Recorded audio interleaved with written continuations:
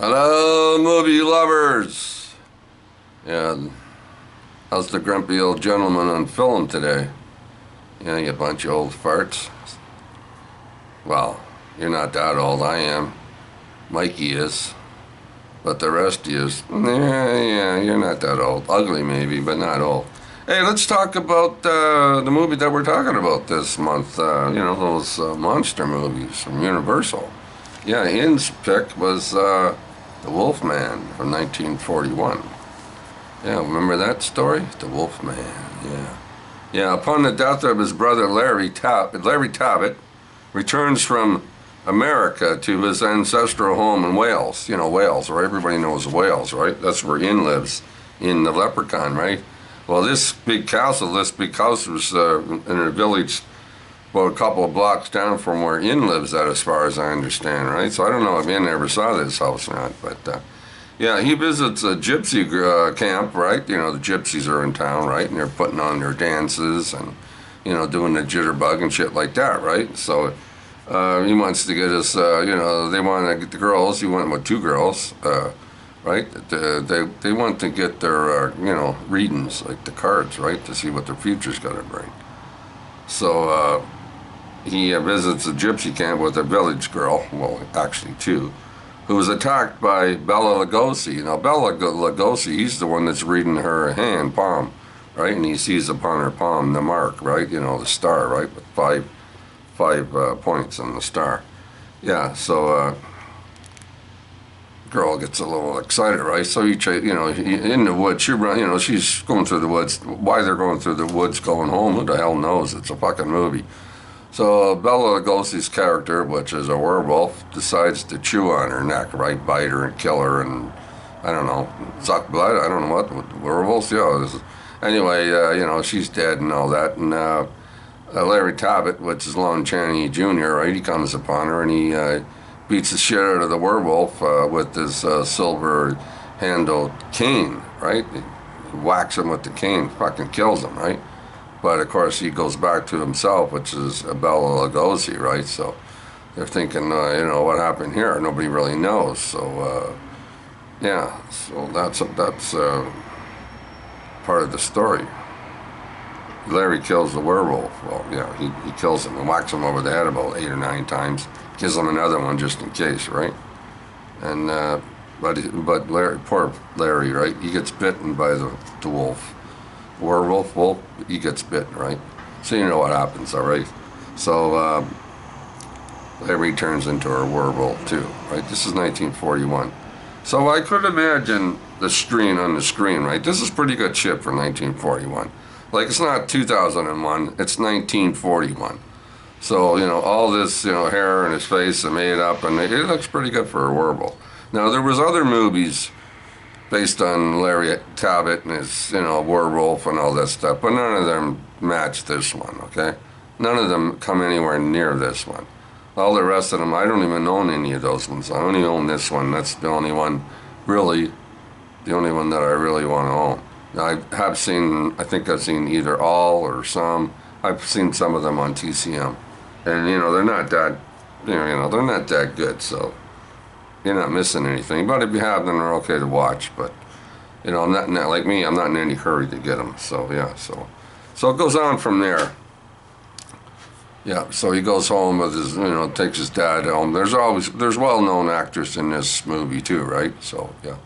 So he's home, lives in this big castle. He sneaks out at nighttime, right? He gets his, feet all muddy and up, and when he comes back home, passes out in the bed, and then he starts asking questions, right? Can you turn into a werewolf?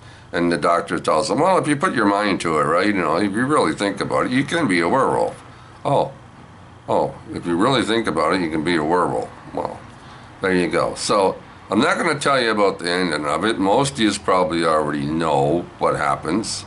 And if anybody has these collections, probably most of you do, especially the grumpy old gentleman. They all have these collections, right? This is the Wolfman, the one we're talking about, right? With the jacket on, to keep them warm, right? The rest of them warm. So this is 1941, the Wolfman. Plus this one has the Mummy and the Phantom of the Opera and the Invisible Man. And this one here It's got the, the Frankenstein and Dracula and Bride of Frankenstein and the Creature from the Black Lagoon. That's a good one. I like the Creature from the Black Lagoon. Now, what are these 8 movies? I would think Frankenstein. Frankenstein is my #1 favorite. Frankenstein. And I guess Dracula would probably be #2. Creature would be #3. Bride of Frankenstein would be #4. And the Mummy would, the Mummy, the Wolfman would be #5. The Mummy would be #6. The Invisible Man would be #7. And Phantom of the Opera would bring up the rear, right? I mean, they're all good, but, if somebody says, what do you want to watch? I definitely would say, I want to watch Frankenstein. Now, tell you another little side story that is movie business shit that we're doing. Back in the early 60s, there was a company, the Aurora, I'm pretty sure that's how you pronounce it. They put out plastic models that you put together, right? This is the beginning of all this monster stuff. In the early 60s, most of these movies that we're talking about, these came out in the 30s and the 40s. So about the 1960s, right? They put out these plastic models. The Wolfman, they put out Dracula, right? I'm pretty sure, what else did they put out? I can't remember them all. I know they did the Wolfman. I don't know if they did the Invisible Man or not. I can't remember. But I'm pretty sure they did the Creature. They did Frankenstein, Dracula. Yeah, so they did a few of them. And I had some of those. I bought them when I'd probably be 11, 12, 13 years old back then. So I did have Frankenstein. I had Dracula. I had the Batman, right? I had Superman crashing through the brick wall. I had the Man from U.N.C.L.E., Ilya and Solo, right? Them with their guns and they're kneeling down. I had those. Used to also buy famous monster magazines. Famous monster magazines in the early 60s. Now, Famous Monsters, right, where Forrest J. Ackerman, he used to show, he used to show a lot of pictures, photos, right, from the movies, Frankenstein and, the Wolfman stuff. They were all in these magazines. So if you were early and you were a kid, you were 13 or 14, you like monsters, you're looking at these magazines and you're actually going, like, wow, you're mesmerized, right? Because I wasn't around 1941, right? And I never really seen the movies. I never saw them, right? So all this started in the early 1960s. So also in the 1960s, I used to buy those little Super 8 films that come in the little square boxes, right? I had a few of those. Had a movie projector too. And I used to show you clips from Frankenstein or the Wolfman or, monster movies, all kinds of little dibby-dabby movies, right, for about 3 minutes, right? So I had a projector. And I had the projector for like a long time, but the projector, it was harder and harder to find light bulbs for it, right? So I don't know what happened to it. I gave it away, I don't know. And my plastic model kits, I had all those, and stuff like that. I don't even remember what I did with those. Did I give them away? I don't know. I don't remember. Maybe my mother gave them away or something like that. But yeah, so between Famous Monsters, right, seeing all these photographs, you wonder, and you see these 3-minute clips, you're thinking to yourself, what's it like to watch the whole friggin' movie, right? So later on, a few years later, I used to stay up late at night on a Friday or Saturday night. I think it was the CBC here in Toronto. I think it was. Could be wrong. Could be another channel. But the drip to this story is, they used to show late night movies, right? I think they started around 11 or 11:30 at night. Late at night when there was nothing on TV, and everything was shutting down back then. We're talking the 60s, right? So they'd come on and they'd show you Frankenstein, right? Boy, turn off the lights and you're sitting there by yourself, right? Everybody's gone to bed. Mom and Dad's in bed. Everybody else is in bed, and I'm sitting downstairs in the front room. Black and white TV, eh? So sitting there in a rocking chair right close to the TV. Here I'm sitting in a rocking chair and the TV's like right there, right in front of me. Like I can reach over and turn the knobs, right? So I've seen Frankenstein, I've seen Dracula, you know, all these movies. I've seen them for the first time on TV. Fascinating, right? So yeah, I was mesmerized by all that stuff. But I remember that very well. First time I ever seen these movies, these monsters, so-called monster movies. And they showed other movies beside monster movies. You know, they showed the old sci-fi stuff like Them, and, you know, It Came from Outer Space, and 20,000 Leagues, and, you know, all kinds of stuff. But yeah, so that was the weekends for a while. That lasted for a while. And then, you know, I don't know, I guess it ended, it stopped or something like that. But yeah, that's how I started watching all these monster movies, between, you know, collecting comic books and buying famous monster magazines. I still have some famous monster magazines somewhere here, probably in the box in the closet somewhere. But yeah, I have a few of them. I used to have a lot more. I had a lot more, but the same thing you hear from me all the time. Downsize, you know, you gotta downsize. You can't bring in 300 boxes of comic books and magazines into your apartment, a one-bedroom apartment. Like I said, I used to live in a 4-bedroom house. I used to have a big basement, and everything down there was, well, yeah, I had comic books in the basement, but, you know, sitting on shelves and boxes and all, you know, regular stuff. But that was a while ago. So yeah, downsizing, the root of all evil when you get older and you got nowhere to put anything. So though I'm still buy stuff. I still buy magazines. I buy stuff from eBay once in a while. But we're not talking about all that. We're here to talk about monsters. So yeah, I did watch the movie and I liked it. I give it an 8 out of 10. Yeah. The Wolfman. He's gonna bite you. The Wolfman. I get mixed up. Do anybody get mixed up? Why does does the Wolfman bite you?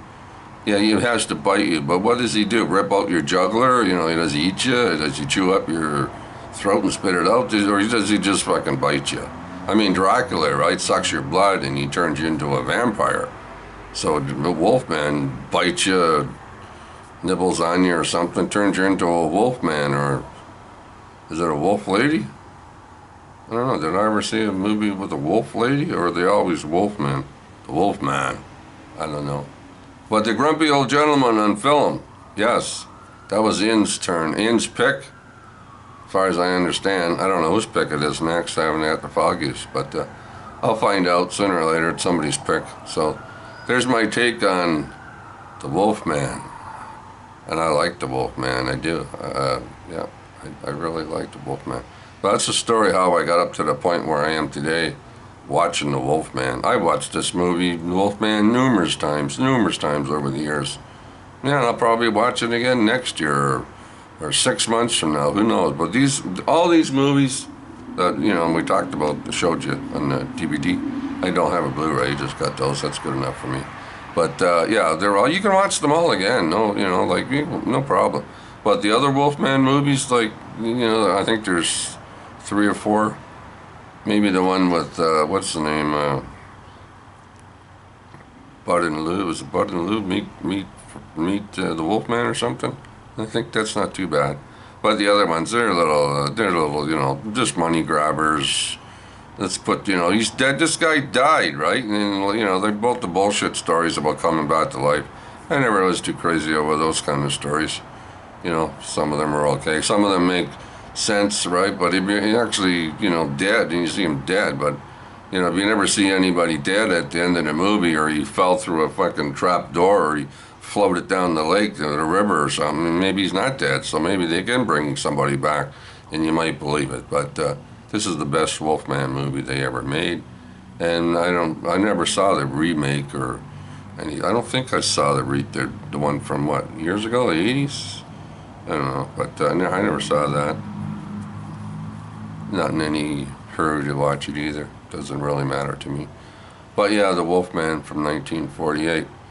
Thanks a lot, people. Thanks for watching all my videos. I really appreciate it.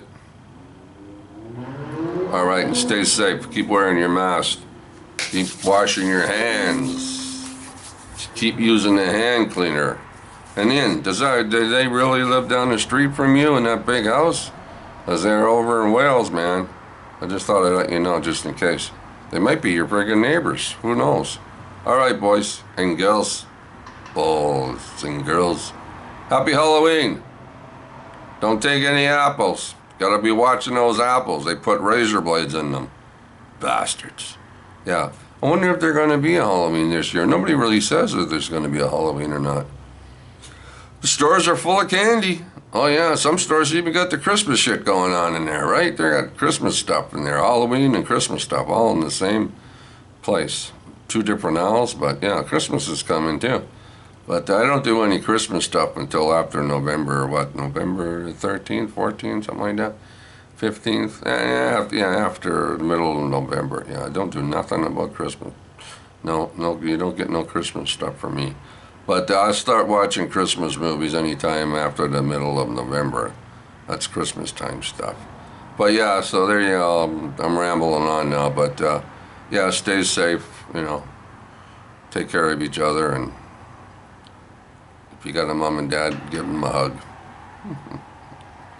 All right, movie lovers, talk to you later next month on The Grumpy Old Gentleman on Film.